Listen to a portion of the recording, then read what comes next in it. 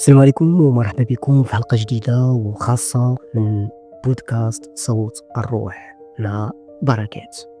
كل واحد فينا كيحلم يعيش حر، ولكن الحرية ماشي شعار نكتبوه في الحيط ولا هاشتاغ نديروه في التليفون. الحرية مسؤولية، وإذا ما عرفناش حدودها كتولي فوضى وكتضيع الرسالة قبل ما توصل. جيل زاد كنفتخروا بكم وبالوعي ديالكم، وعارفين المطالب ديالكم واللي هي مطالب أجيال قبل منكم: تعليم في المستوى، خدمة بكرامة، صحة بلا محسوبية، وعدالة اجتماعية. وحقكم أنكم تعبروا على رأيكم بلا خوف. ولكن منين كندوزو من الوقفة السلمية للتكسير ولا التخريب، الرسالة ديالك راها كتضيع. الناس كيبقاو يشوفوا غير الحجر والواجهات المكسورة وما كيسمعوش صوتك.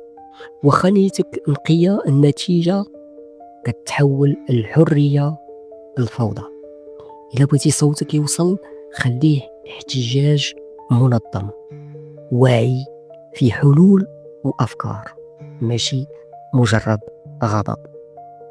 أما بالنسبة للمسؤولين فكيشوفوا أن جيل كيغلي قدام عينيهم وما بقى قابل بالوعود الفارغة. الجواب ماشي هو العنف ولا الصمت، الجواب هو الحوار. جيل زاد ما كيطالبش بالمستحيل، بغى تعليم، خدمة وكرامة. وماشي عيب تخرجوا تناقشوهم، العيب هو تخليهم يغرقوا في الإحباط حتى ينفجر. الحرية خاصها التأطير، والوعي خاصه التواصل، والمسؤولية خاصها شجاعة سياسية. الحرية ماشي ورقة بيضاء دير بها اللي بغيتي.